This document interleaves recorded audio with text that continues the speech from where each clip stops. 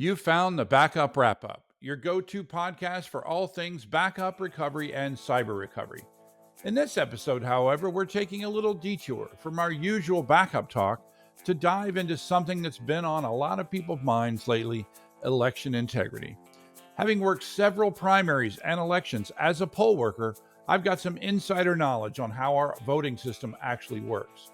We're going to break down the whole process from paper ballots to mail in voting and all the checks and balances in between.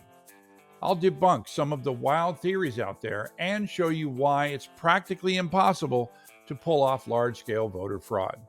If you care about election integrity, this is your episode. By the way, if this is your first time listening to us, I am W. Curtis Preston, aka Mr. Backup, and I've been passionate about backup and recovery for over 30 years, ever since I had to tell my boss that we had no backups of the production database that we had just lost. I don't want that to happen to you, and that's why I do this. On this podcast, we turn unappreciated backup admins into cyber recovery heroes. This is the Backup Wrap Up.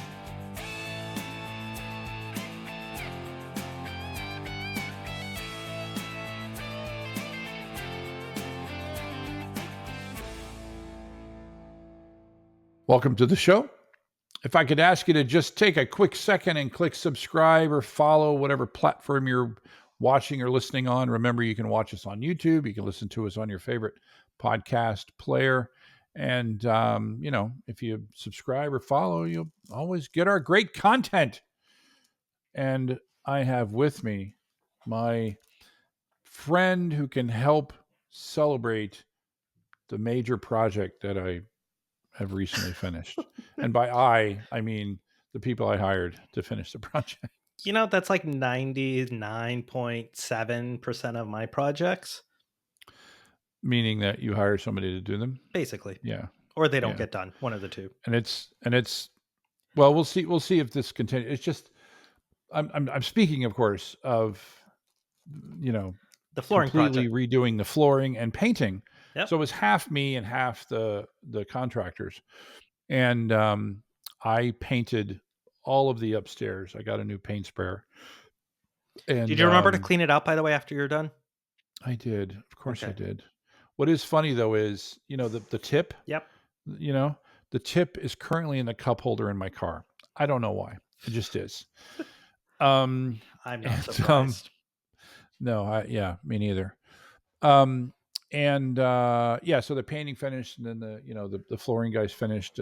Technically the flooring is at like 99%. They've got a couple of little pieces of trim they're going to do. Yeah.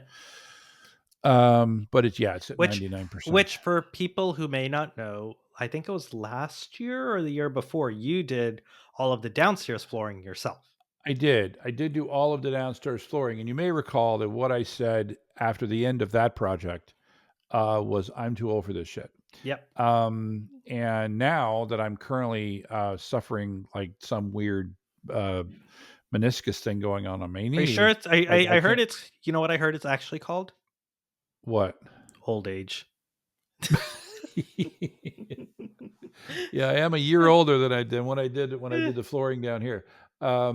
I will say I certainly miss the cost that I had down here. Right. Yeah.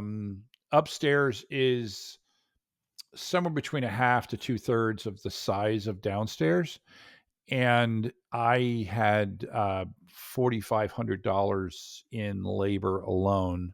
Yep. Um, and But I think one other thing you should also be thankful of yeah, is it didn't take 2 months.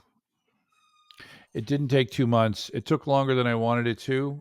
For those who have ever hired Mm. contractors, they said they do it in 3 to 4 days, and it was more like 7 to 8 days because they had other projects and things, Yeah. right? But But it it is looked now good, done, and it looks and I did. good. Yeah, it looked great. It looked great. Yeah. And it's very weird to make that final transition from carpet to LVP, which is Yeah. luxury vinyl planking.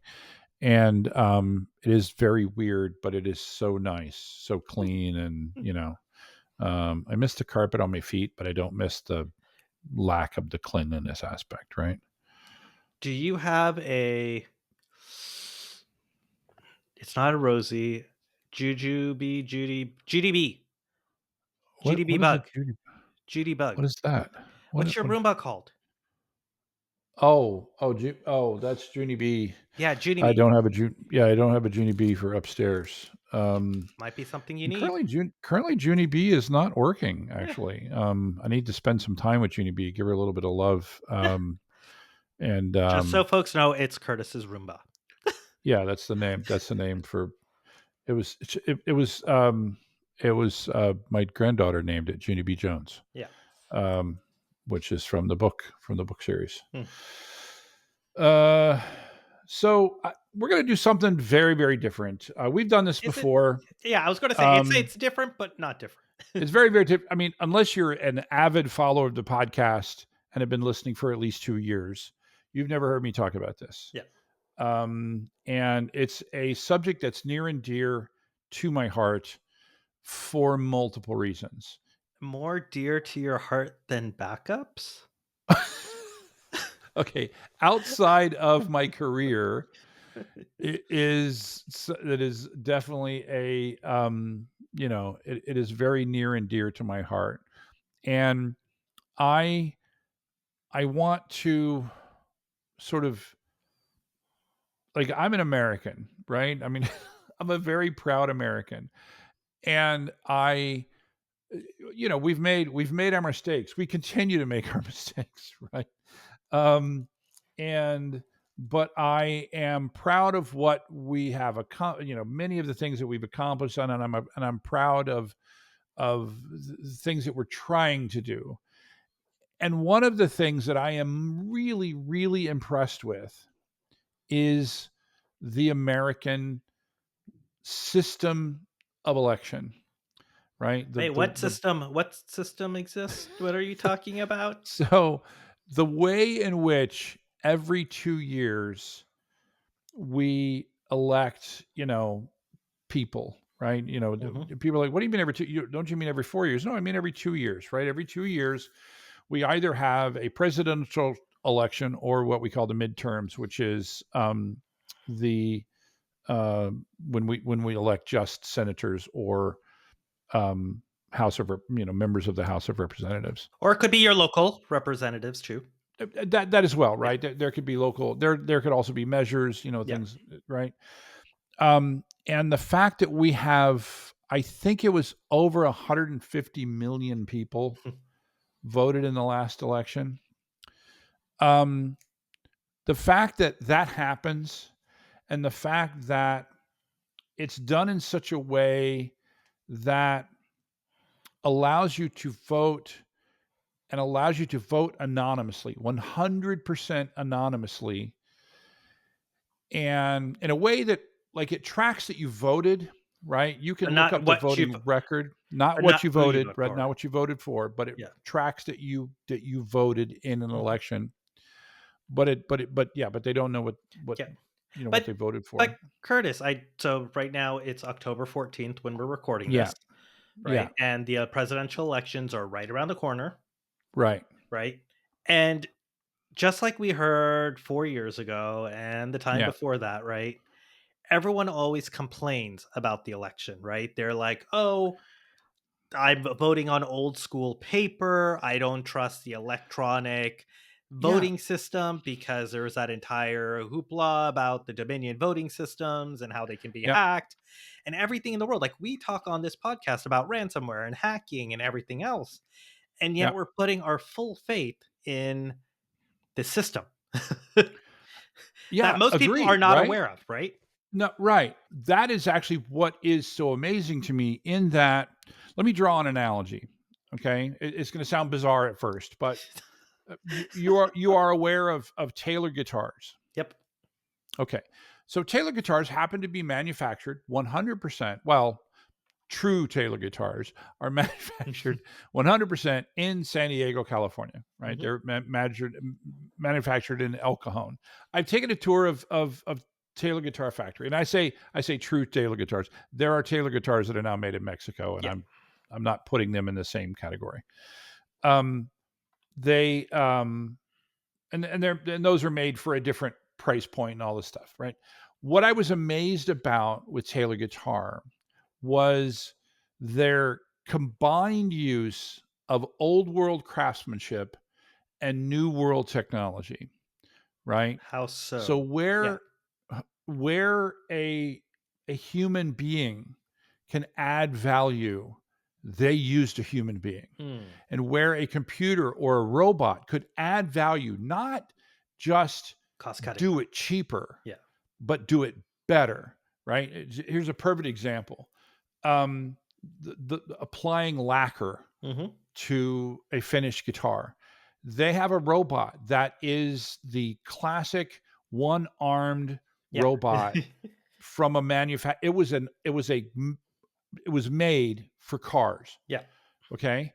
And the first thing they had to do was to teach it how to hold a guitar and not crush it, right? They talk all about it, about how many guitars they destroyed, getting it, teaching it to hold a guitar tight enough that that it doesn't go anywhere, but not too tight, not so tight that it crushes the guitar. And they've programmed that to two things. One is they patented a process of electrostatically charging the guitar, negatively charging it, right? And then positively charging the Lacquer. lacquer. Very And then similar moving process the to go powder yeah, go coating. ahead. Very similar to Yeah, powder coating. Yep. and then moving the robot in exactly the right way so that they apply a perfectly uniform coat of lacquer, and also reducing the amount of waste in the Yep. process, right? So when I look at elections, and again, I can speak with quite a level of Mm. authority on how we do it in San Diego, but Because you've been doing this for my how long? because I've now participated as an election worker in every election and every primary since the 2016 primary. Okay. So A lot. Yeah. that's a lot, right? Yeah. I have also witnessed, the entire process is open and you can watch it at any time. I've witnessed the process of how mail-in ballots are harvested. I've witnessed the process of how the physical ballots are counted, how the physical ballots are reconciled, and how and how signatures are verified. And I've seen, I'm pretty sure every Yeah. portion Mm. of the process on the back end, and I've physically participated in the front end of every part of the process, right? And you've also been a site manager multiple years, right? Yeah, and so I'm a site manager. This year I'll be the site manager.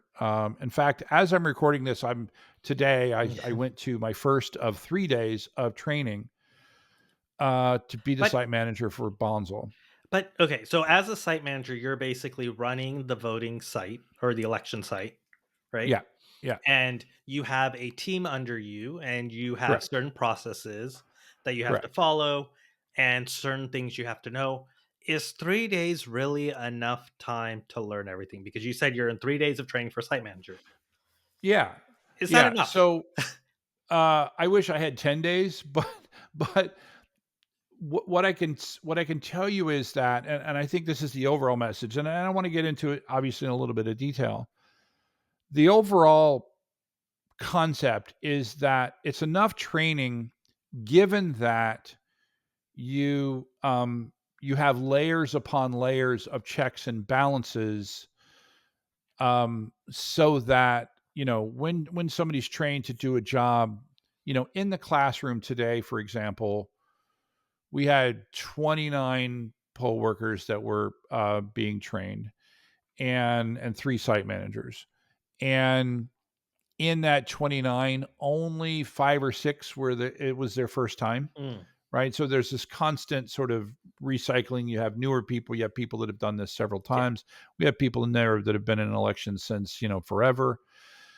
And you look at me and many of the people in the room, we've done every election since we started doing it the Yeah. newer way.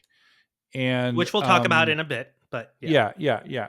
And So and go ahead. and the one other thing I wanted to cover though is even with the 3 days, right? It's not like they're just like tossing you out to sea and being like, "Hey, go at it," right? They give you support, right? Yeah. The people that are the trainers. So the trainers, by the way, they go through a month of training Mm, to become trainers. And by the way, I have some visibility into that as well because my wife is a trainer. hmm. And so she has gone through a month of training to do her first to do the training. Yeah. And then they have support, and they have they have junior and senior people in the training Yeah. as well. My wife is now, this is her third time doing training. Yeah. And then And go ahead. even like the day of the like when you're on site, right? There's still people you can talk to if you needed help, Yeah. right? So all of those trainers, the moment they stop training, they go into support mode and they become the poll worker hotline. And so they have to train. I don't know how many trainers they have. So in San Diego County, we have 280, somewhere in the neighborhood of 280 vote centers. Hmm. And each of those vote centers is going to have somewhere between 7 to 15 poll workers. Hmm. So think about that. 280 sites, let's say an average of That's like, 10 poll workers. yeah, that's like That's almost 3,000 people. 3,000 people that you got Yeah. to train, right? So they have a big team of trainers. And I think the overall thing that impresses me, and by the way, in the room, so we get, one of the first things out of the mouth of the trainers is, we're here to help people vote. You are to represent the registrar of voters, or the ROV. You're not here to represent your political views. Yeah. You are not a Republican or a Democrat or an independent or a, whatever. You are a poll worker. And our job, and it's amazing because I participated in a few, in enough of these. It's amazing to see people that are at political opposites Mhm. of the, or that they're at the opposite ends of the political spectrum. And you spend enough time with them, you can kind of get an inkling of Yeah. where they fall politically. You have enough conversations with them. And by the way, I'm at an 11-day site. There's a lot of chit chat in an 11-day site because there's a lot of downtime. Yeah. You Except the last kind of couple get an days. idea. Yeah, except the last couple of days, especially the election day. You can kind of get an idea where they fall politically. And sometimes somebody might slip who they might vote for. Yeah. But what's amazing is they all have an equal desire to make this voting process a good one, Yeah. right? One with integrity, one that where the voter has a pleasant voting experience. And so when I do hear people saying, and I had a really interesting conversation with a colleague the other day, and he was saying things like, you know that there's got to be these problems. And I'm like, no, I don't know it, and neither do you. And tell me what you think is like your best idea of your evidence, right? And let me explain to you why I don't see the things that you're worried about are even possible. Yeah. um and so I thought we, it, we're recording this, like you said, October 14th. I'm going to put this as the next episode, even if it's not the next one in rotation. I'm going to put this out because I want people to vote. Yeah. Right? I want you to vote. You know what I want you to do? I want you to question the process. Yep. But I don't want you to question the process you know, like without talking to people that actually know what they're talking about. Yeah. I want you to go to your registrar of voters, or whatever they call it. They should call, I think they all call them registrar of voters. Go to your ROV and ask questions. Hey, I heard this. Can you tell me, is this possible? Right? I heard that people can stuff the ballot box with thousands of ballots. Is that possible? Right? I heard that, um, and people can, like Ballots the can be mail in counted ballots. after the Yeah, the deadline. votes that, yeah. Yeah. And I'm concerned about, you can say things like, this is my concern.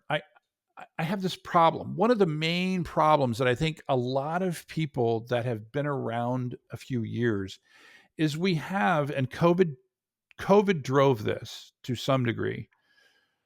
we have much more mail-in voting than we did before, Mhm. right? And mail-in People votes definitely take longer to process and count than old school votes. Yeah. And so it takes longer to certify the election than it used to. And we're used to going to bed on election night knowing the result Yeah. or having a pretty good idea. The election has been called for so and so, and Well that doesn't happen as well, much. and especially given the numbers, right? Just the sheer quantity, it can sway an election, right? It absolutely can. So, the elections, so many elections have been very, very close. And um, so I want you to ask questions. Yeah. So I have some questions for you since Okay. we're asking. Yeah. So, one of the things that I've heard a lot of is people can go vote in one place, go to a different place, vote. That Hmm. because, especially, I think that there was a slight reduction in the number of voting centers, and sometimes they're not all connected together. And, like, I know as an example, my neighborhood polling place that I used to go to, or vote center, was in someone's garage. Right. Right. And after or during COVID, that went away. And now they just have a couple central places like the library near my house. They have one there, you go vote. Yeah. But what Now, prevents me from going to one voting center, voting there, going to a different voting center, voting there, going to yet another one, all within my county, especially since yeah. I don't have a dedicated place anymore like I used to? Yeah. So that's a great question. So there are two ways that we have done voting. And I think most counties have gone to the latter way. The old way was the precinct style of voting. You are assigned to a precinct. You have a voting location for that precinct. You go there, and there's a physical printed poll book that your name is either in it or it's not in it. Hmm. And then you say, I'm here to vote, and I'm Prasanna Maliandi. And depending on where you live, you may or may not be presenting voter ID to prove that you're that person. And then you vote. You cannot go normally. You cannot go down the street, or let's say you work downtown. You can't go to a random garage. Where many of these polling places were in very small places like Yeah. someone's garage. You cannot go to a different garage and vote because your name's not going to be in the polling book. Now, some states, some counties would allow you to do what was called a provisional vote under that thing of like, okay, I cannot make it to my Normal my place. precinct, my normal place. I would like to vote provisionally, and they would have a way of doing that. And when we used to do it that way, there were tons of provisional votes because of that. I can't find this person in the roster. Maybe they just went to the wrong polling place, and we would do a provisional vote. Right? That's the old way. Right? Even with the provisional vote, so right, it was marked as a provisional ballot such that when it got to the back end where they were doing all the counting, they would just make sure that the person did not vote twice, right? Right. Yeah. So when you do a provisional vote, there's lots of extra paperwork. It goes in a special envelope. That goes into a special pile. It gets special handling so that you make sure that that person doesn't vote twice. There are many downsides to that way, right? One of them is it's actually a lot harder to manage the integrity of one or two people voting it, managing voting in a garage across thousands of locations, Yeah. right? That's actually quite hard. It's easier to have a large team, right? And ensure that you have lots of training and lots of support and all of that. So it's actually easier to do a tighter process with larger groups of people. Um, so what we now do, at least again, I can speak only with authority with what we do in San Diego, but from what I've read, many counties around the country have done something very similar. And that is they've gone to an electronic poll book. They've Mm. gone to a smaller number of vote centers where they're staffed by groups of people like what I was talking about earlier. And you go to that vote center. They have an electronic poll book which is connected via a secure location to a database somewhere, and then they can look you up in that database and they can see what part of the county you live in, therefore what ballot you should receive. And then they By that you mean uh, like if you have local measures or if you have local Yeah. candidates, Yes. that You sort of you thing. want to make sure you get the appropriate ballot for your neighborhood. Yeah. And and then they're able to give you access to that ballot. There's a couple different ways that they do that. Some counties, like right up the street, Orange County, California, they actually print out what I would call an old school, ballot that you're Mhm. that you're used to seeing, right? And then you fill it out with bubbles and stuff, right? And then you turn that ballot in. The way San Diego does it, we use all BMDs, ballot marking devices. These are provided by Dominion, that you go in and you mark your choices, and then you can then review your choices, and then you can print, and then those choices and print it out onto your ballot. And the machine does not have a network connection. The machine does not store any data, and the machine does not. Your votes are not. I don't think there's any. I may be wrong, but there were some. San Diego years ago did use a machine, where a voting machine, where you made your And then vote it would and then it upload it? stored the vote in that machine, Okay. and then you printed out a tally. I don't I don't think anyone's doing that anymore. Okay. That definitely, the election integrity people in general don't like that way. Yeah. They like this way, and it's funny, you talked about the paper ballot. The beauty of the paper ballot system is that it can be audited, Yep. right? So as long as you produce a paper ballot, and whether you're using the mail-in ballot style, the old school mail-in ballot, or the BMD Print. printed ballot, everyone has a paper ballot, and we can track all those paper ballots, and we can go back and we can review, right? So the way it works here is that at the end of each voting day, all of the BMD ballots, and in California, every registered voter gets a ballot Yeah. mailed to them. They can either mail that in, they can drop it off at a mail in, vote location, or they can actually rip the envelope up, bring in the printed ballot, and they can Mm. bring it in and vote that ballot if they'd prefer to do that instead of use the BMD. That's fine as well. Again, we just want people to vote, Yeah. right? Or they can come in and use the BMD, and then they get a printed ballot. In every case, it's a paper ballot, right? Then all of the paper ballots that we are given as a site, we then put it in a ballot carton, and it's sealed for that night. It immediately goes to, we call it DART. I can't remember what DART stands for. It's something about recovery team. It's something. But someone comes The and picks that up, right? Well, there's a Okay. location where all of the vote centers, in an area, have a location that they go to DART. There's a van Okay. with multiple people in it. At all times, all ballots have multiple people with them, right? There's a van. That van, as soon as all of the sites in that area that are supposed to go to that location, that van then immediately goes to the ROV, It peels and then out and does a goes. little burnout and Yeah, hauls. and it goes to the ROV, and they report that they're leaving for the ROV. When our votes, when our ballots leave our site to go to DART, we call the ROV. We are leaving to go to DART, and then okay, we're coming You know, back from you know DART. what I'm thinking of? What's that? I'm thinking of like the Secret Service with the president on my way to DART. Yeah, well, that's what we do, right? Um, and Eagle is leaving.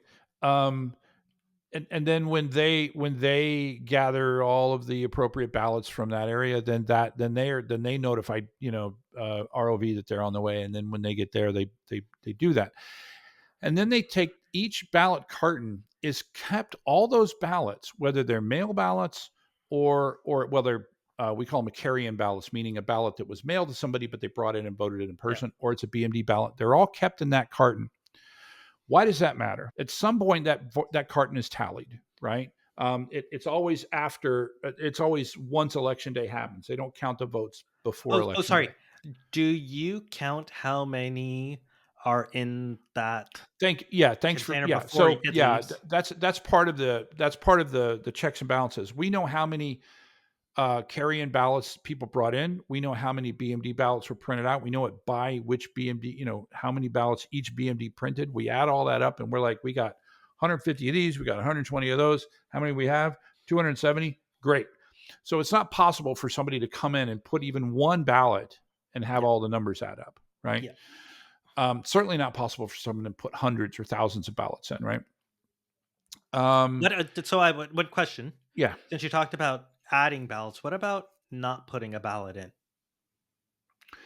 So that would be someone that sort of disenfranchised themselves, Oh, right? or sorry, is there something, some check in the system to prevent, say, a poll worker acting Uh-huh. maliciously and not accepting a ballot from someone? Yes, yes, right. So the um, first off, I will say that the person accepting the ballots has no idea what's on the ballots, Mhm.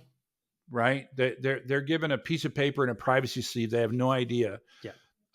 And the voter is watching them as they're handing the stuff, and so they're putting it in. There are also processes where we there's the first voter process where the voter comes in and verifies that the ballot box is Yeah. empty. We lock the ballot box. Then each voter that comes up, they're watching us put their ballot in the ballot box, and so I don't see how a poll worker could get away with Yeah. leaving one out, and even if they wanted to do that, they wouldn't know which ones to leave out, Yeah.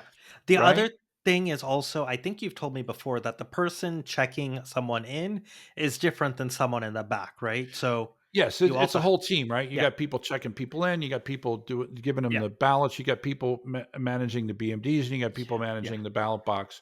And at all times, there's at least two people, yeah, whenever there's ballots, yeah. right? Um, and so yeah, so anything where the numbers would not add up would be Flag. glaring, Yeah. right? Yeah. Um, and then all those go back, and then they go into a carton, and they stay with that carton. And each carton, they know that this carton came from this vote center number 153 from November, whatever. And they know how many ballots are in that carton, right? And then that carton is counted, and those ballots go back in that carton, So it's always right? kept together, right? So it's Always never kept in mixed with that anything carton. else. Why does that matter? Because then at the end of the process, once all of the votes have been counted, And by the way, that's we automatic, do right? The that's counting. yeah, it is automatic. Thank you for bringing that up. It is an automatic counting process.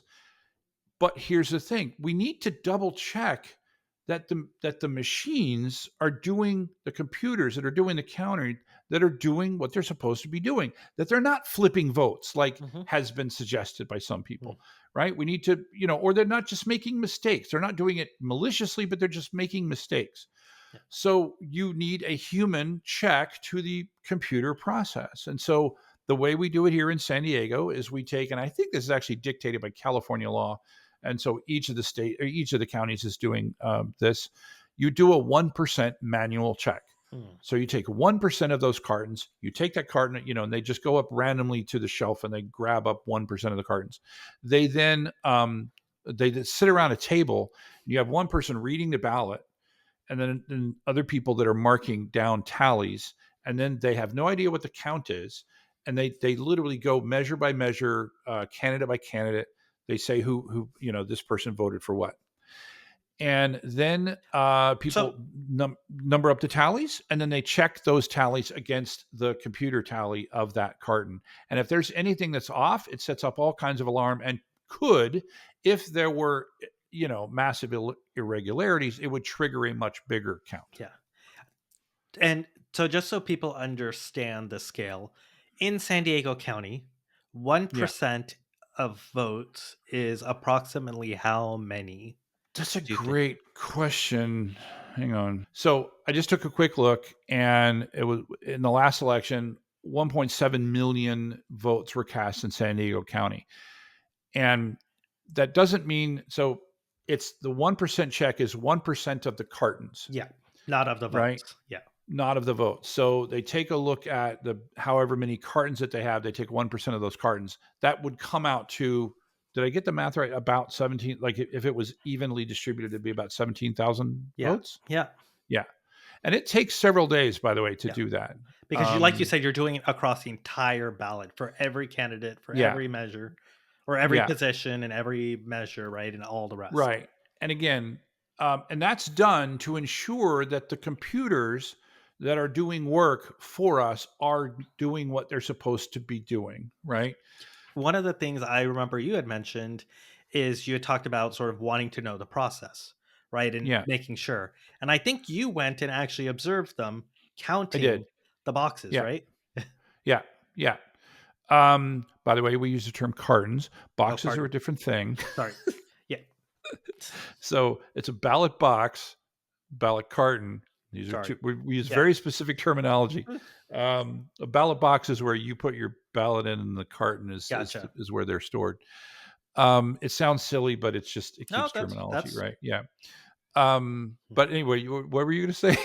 so What did you you? went and observed, right? You went one Yeah, year, yeah. right? And what That was by the that? way, that's another thing that's amazing to me is that this thing is 100% open. You can watch any part of the process. I had a voter in the last election who was very distrustful. Distrustful? Is that the right word? Just she was not trusting the ballot, the election process. And I said, you can watch it. You can come tonight, at 5 o'clock when we close the poll, you can come and you can watch the way we tally the ballots. We don't tally the votes, but we tally the ballots to make sure that the Mhm. numbers match up and everything. And then the paperwork and the chain of custody log and all that stuff. Mm. And then how two people will take it to DART. You can watch that entire process. You can then go to the ROV and you can watch them count the Okay. ballots. You can watch them do the mail-in ballots. You can watch them do the signature verification, right? And yeah, so it's 100% open process. Okay. Yeah. Gotcha. So what I was describing up to this point is the in-person voting process. At the same time, the majority of voters aren't participating in that process at all, right? So the majority of voters in California, I don't know what the actual percentage is, but I know it's the vast majority, uh, every in California, and I'm guessing they're going to continue this. Every registered voter in California is sent a mail ballot, Mhm. and this is where a lot of accusations have happened. And so, we should talk about that process. People move in and people move out, and Yep. people get mail. They get mail-in ballots for registered voters that no longer live in a location. So, could they just turn those in? Short answer: sure. Okay. Or mail gets stolen all the time these Mail gets days. stolen. Could they steal that ballot, that mail-in envelope? By the way, I'm looking over right now. Hang on one second. Welcome to the Preston household. Mm, Here are all the mail-in ballots at my mm, house. Okay. Um, these are all family members of mine. Okay.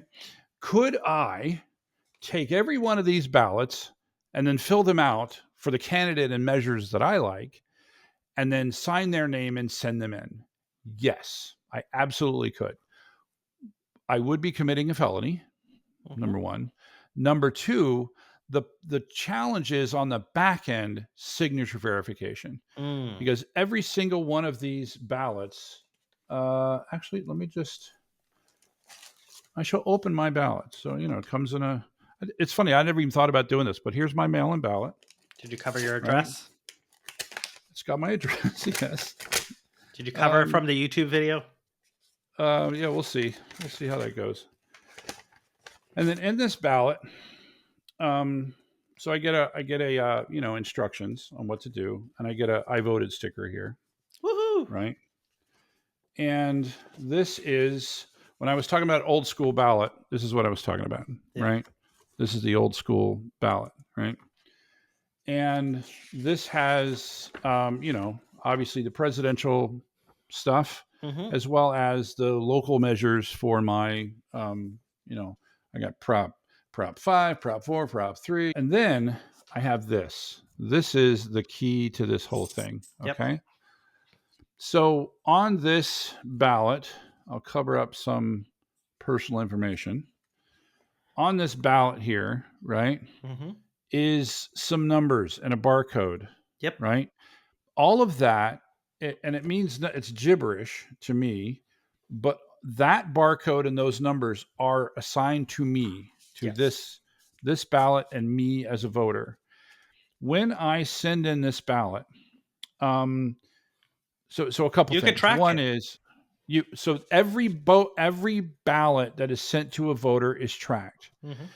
And if I fill out this mail-in ballot and I put it in this mail-in envelope, when it gets sent on the other side, one of the things is that I have to sign it here and date it, right? Yep. And then on the back end, there is a team of highly specialized people that I got to watch in detail, whose job it is to verify these signatures. And they verify them against the signatures that they have on file with the DMV and the ROV. Mm. And they have a series of teams. One is a computer check. And if it's like perfectly matched, then a computer could pass it. And then if it's not perfect, and it's actually a very small percentage that could pass through that. And then if it's not perfect, you have a series of teams of people who are more specialized and more Mm. experienced, that they're like, I can't verify this, right? Some are like really obvious. They printed it instead Yeah. of signing it. It's obvious.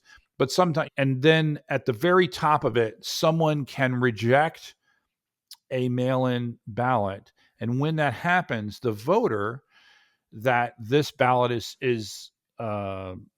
from is sent a curing letter. Yeah, I And was they gonna say, hey, say it's, we like, yeah, special, right? It's not like, "Hey, I'm just rejecting, you don't get to participate in the right, election at all." It's just, "We can't accept your current ballot, right. but we will let you." Then there's this process Let which you you're about to fix it. talk Yeah. about.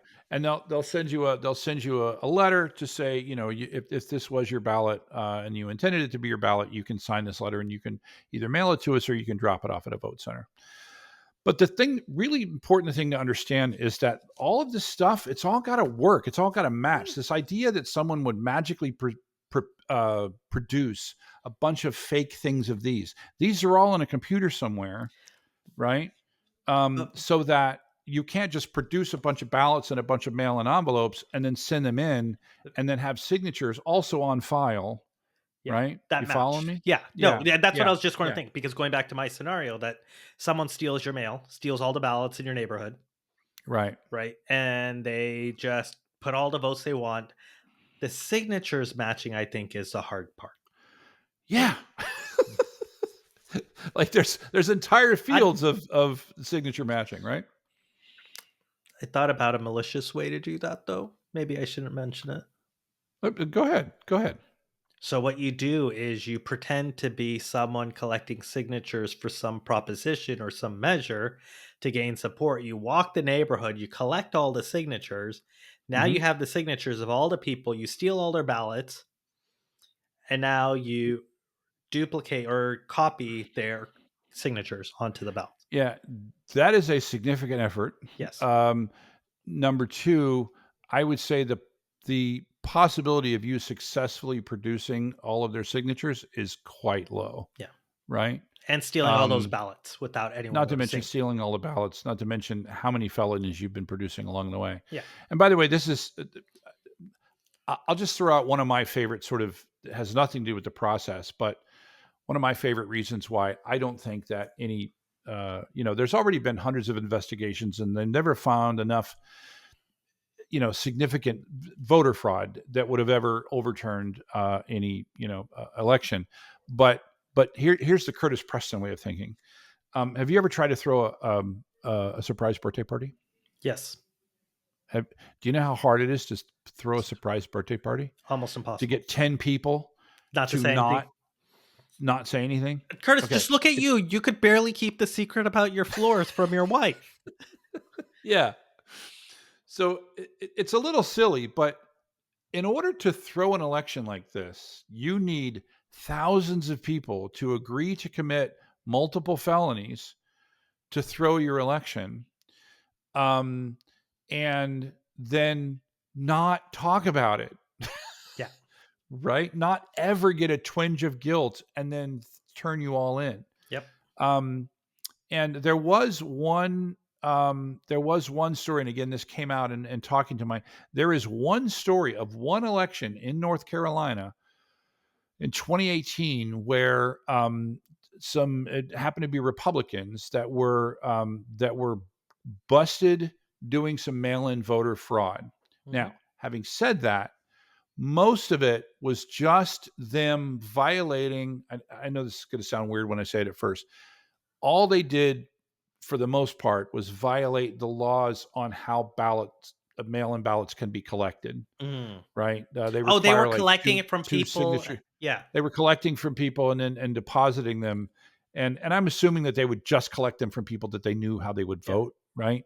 The North Carolina law requires two witnesses, Hmm. and so they were faking the two witnesses and things. Yeah. Now, apparently there was some evidence that they also changed some votes. Yeah. And I that obviously all of this is wrong. Hmm. It did get discovered, and they actually redid the election. Yep. But that's the only one. But what's interesting is it kind of proves my point that when you do something big enough to throw an election, you would You're get going to talk caught. about it. Yeah. Yeah. Um, but anyway, the I think that given the process, the mail-in ballot method is the most secure way that I can cast a vote. Right? I can ensure that the I can either turn it in physically or I can mail it.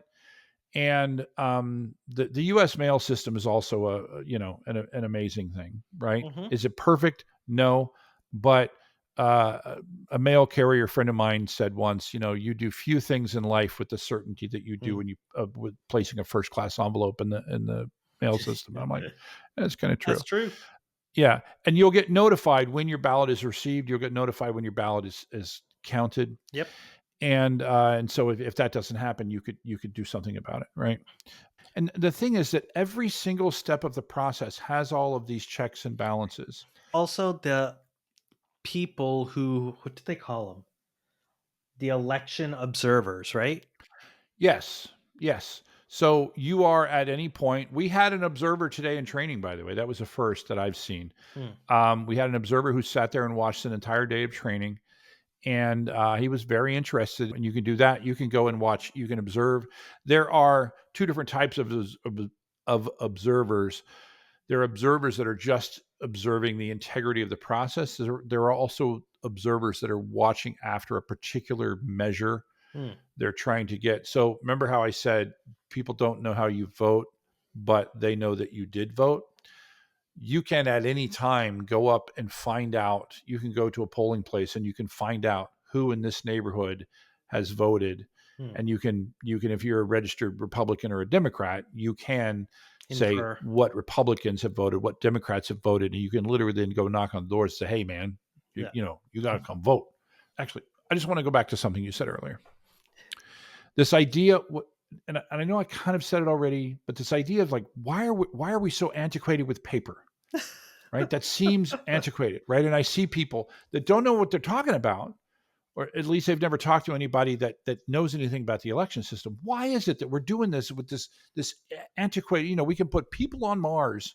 Well, not yet, right? We We can put can people catch on the a moon. rocket We can landing. catch a rocket. We can have a rocket land and reuse and all that kind of stuff. We can have a car that drives itself, but we've got to use paper to vote. What is wrong with that? Right? I get that concept. Um, the and the reason is that it can be audited. You Yep. can at any time. You could go back if you wanted to. You could go back and relitigate Gore versus Bush, Mhm. right? By the way, many groups have, and every time that election was so close that many groups have done it, and every time they do it, they get a different result, right? Because they're doing a manual count. They're not doing a computer count. No. And there is the idea of the hanging Chad, Yep. right? And by the way, just as long as we're talking about, and this is computer people, Chad is plural, okay? It's like confetti. Chad is the stuff left on the floor after creating a punch card. There's no such thing as a Chad. Anyway, sorry, I digress. The problem with that ballot, there was the butterfly ballot. Do you remember Yep. that? Yep. Yep. Yep. Yeah, yeah. There were people. I am convinced to this day that there were people that thought they were voting for one person and they actually ended up voting for a Yeah. different person. But you know, we got to That's the move on, past. right? Exactly. That's the past. And which is why we don't we don't use those style of ballots. Those got thrown away a long time ago. So this is why paper is important at any time. If there's a question, if some people that run stats go, this is really weird. Why do the numbers look this way in North County, San Diego? Right? Let's look at every carton Because Curtis every stuffed the ballot ballots. carton from Curtis's vote center, right? And they can look at those at every time. They can also then do fingerprint analysis on the Yeah. pieces of paper that went through all the machines, right? Yep. um, they can do all of these things. They can do that at any point, and those ballots get kept in that carton for a certain period of time, and they can do that, as long as they need to do that, Yep. right? I know where I was going to go back to something that I said earlier. One of the problems that people have today is that we don't get the results on election night the way we Yep. used to. That is the only kind of downside to a significant amount of mail-in voting, because processing these mail-in votes, looking those signatures, takes a lot longer But than in-person voting. while we have increased the number of mail-in ballots, we've always had them for like servicemen who are abroad, right? And right to make sure they don't get Yes, disenfranchised because they don't we have the ability to show up at a voting center. yeah, we've always had them, and different states had different laws. California was one of the ones where you could get a mail-in ballot if you just wanted one. Yeah. Some states are very specific on the who can get mail-in ballots. You need to be unable to make a polling place or whatever.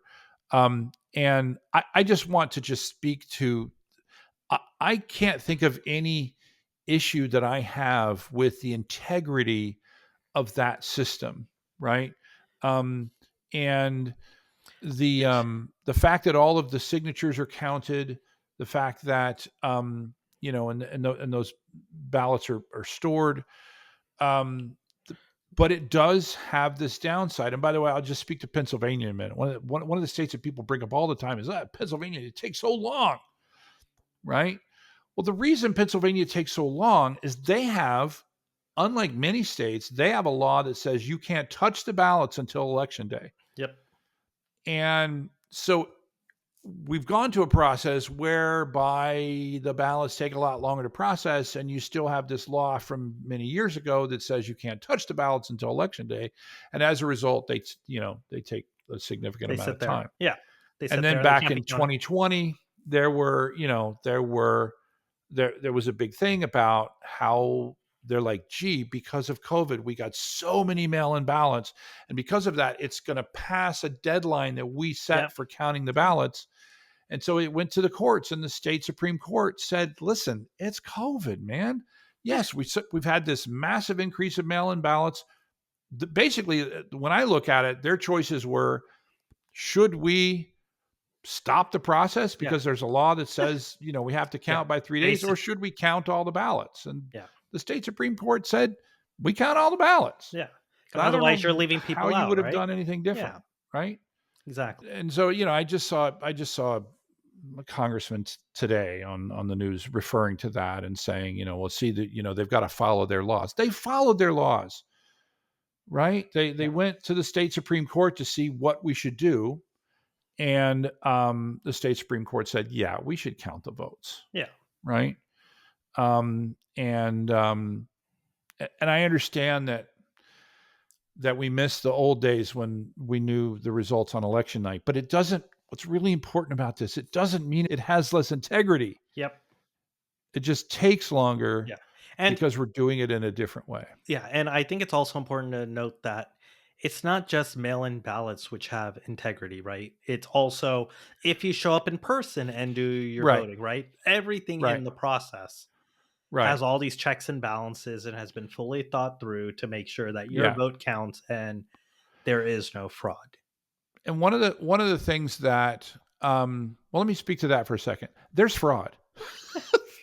Okay, there is absolutely fraud. I am sure that there is a person here and a person there that goes in and pretends to be someone else and votes for their wife who can't make it on election day or whatever, right? Or votes for their Yeah. girlfriend or whatever. Um, but in all the investigations that they found, they haven't found enough fraud that would Systematic. change an election, Yeah. right? Here's my thing that I want to just the thing that I always say to anybody who's concerned about the integrity of their election system: Go ask questions. go ask questions. Do one of two things: go to your ROV and ask all the questions you want. Go to your local vote center, ask all the questions you want. Or volunteer. or volunteer, Yep. right? Now, I don't know how it is in other states, but in California, because the vote system got so we do multi-day voting in Hmm. California. I'm going to be running an 11-day vote center, right? By the way it's going to work is over 10 days, we're going to get about 200 votes. And on the 11th day, we're going to get another 200 votes, Yep. right? Bouncel's not a big place. And most people are voting in mail-in ballots. Yep. But um, I had a point with that. What was I saying? That if Oh, you want to know. yes. My point is because it's such a big process in California, it's a paid volunteer position, right? You get Yep. paid to go to training. You get paid while you're in as a poll worker. It's not the kind of volunteer position where you have to give a ton of time. Yeah. And you get to learn about the Volunteer, system. and you get to learn about the system. You get to Yeah. ask all the questions you want in Yeah. poll worker training. Well, and Um, this is one of the things. It's like with voting, right? Most processes that exist, it's kind of in secret, right? yeah, Like right, and with voting though, it's the exact opposite, right? yeah. Everything is open.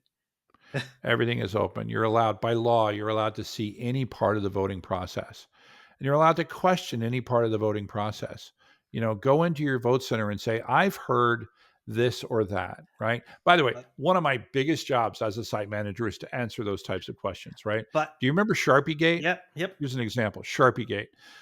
The idea was if you were Republican, you would go to vote, and then people would hand you a Sharpie instead of an official ballot marking pin. It would cause the vote to bleed through to the other side, and it would invalidate your ballot, right? Because when you look at these ballots, there's here's a ballot. I'll just talk about this. So here's a ballot, right? hmm And so if I write my ballot over here and my thing bleeds through, it's going to show up on the other side. But guess what? The things don't line up. yeah, The bubbles don't line up. And so even if that happened, it wouldn't invalidate a ballot. That's yeah. never been the case. So Sharpie Gate wasn't a thing, Now, the one right? thing So I ask do, those questions, right? And get but answers. but I think though the one thing people should know though is, right. I know you've told me this. When you are in a voting center, right, Yeah. you cannot wear clothing or attire that represents a political party. You actually you can represent a political party. You cannot represent a candidate. Oh, sorry, a candidate. Yeah. You can put whatever, vote red, vote blue. You Yeah, can put that, right? Vote Republican, vote Democrat. Um, you know, Vote them all out. You can yeah, you can yeah, put that in there, right? The and Vote none of the above. yeah, What you cannot do is have the name of a candidate or a measure, yeah, right? Vote no on Prop yeah. 37. You can't have that. That's called electioneering. And then the other thing also is don't be belligerent when you go into these, right? Yeah, don't be mean. Because Yeah, they're all volunteers. They all want the process to work. You will yeah, find people like Curtis who want to answer your questions, but go with an open mind and be kind. yeah. Be kind. Rewind. Um, there's an old Yeah, phrase. Yeah. So I I do believe strongly in the American voting process, and and because I believe strongly in it, I investigated all of these claims, and it's like, okay, the thing that you're saying isn't possible. Like Sharpie Gate was one of yeah, them.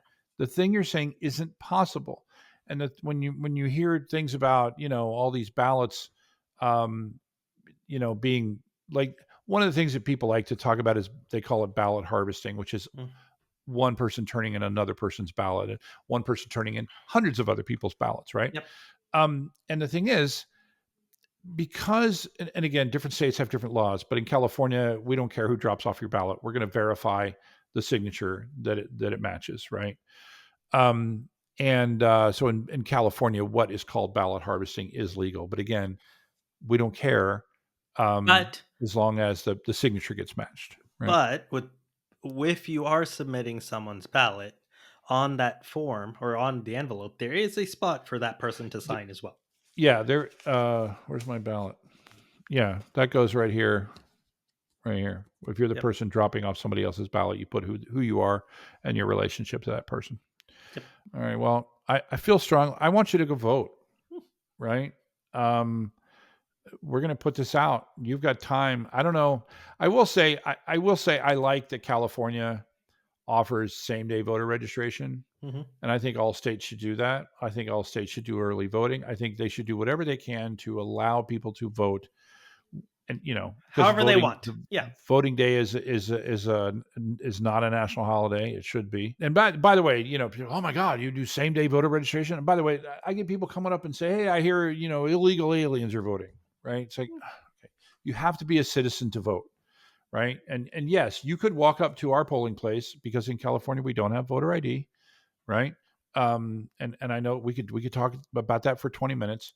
But what does happen is someone does have to check that ID and has to check their citizenship status before that ballot will be counted. It goes into a conditional voter registration. It's a specific envelope, and that person's citizenship status and identification will be checked before their vote is counted. And so, if you're in a state where you can still register, and you're not registered to vote, do it, man. If you don't vote, you don't get to complain. That's my thing. Yep. And and by the way, just to we could talk about this forever. When you do send in your mail-in ballot, it gets indicated in that system. And so if you then go after you've done a mail-in ballot and you go in and try to vote in person, the system will say, hey, this person's already voted. Yep. Right. Or if you vote in person and then you try to send in your mail-in ballot, you only get to vote once. Yeah. Right. That's a basic concept that is enforced in many, many different ways. But, well, I hope you guys have, I hope you've learned something. And I know I've learned nothing a ton. else out of this. Yeah. If you get nothing else out of this, if you want to have a better understanding of how the vote system works in your area, volunteer. Yep. And make a little money and learn a ton. I mean, I know so much more about elections than I did, before, say, 2016. Exactly. So. And I know I've learned a ton about elections from you, Curtis. So we've talked quite a bit. All right. Well, that is a wrap. The Backup Wrap-Up is written, recorded, and produced by me, W. Curtis Preston. If you need backup or DR consulting, content generation, or expert witness work, check out backupcentral.com. You can also find links for my O'Reilly books on the same website. Remember, this is an independent podcast, and any opinions that you hear are those of the speaker and not necessarily an employer. Thanks for listening.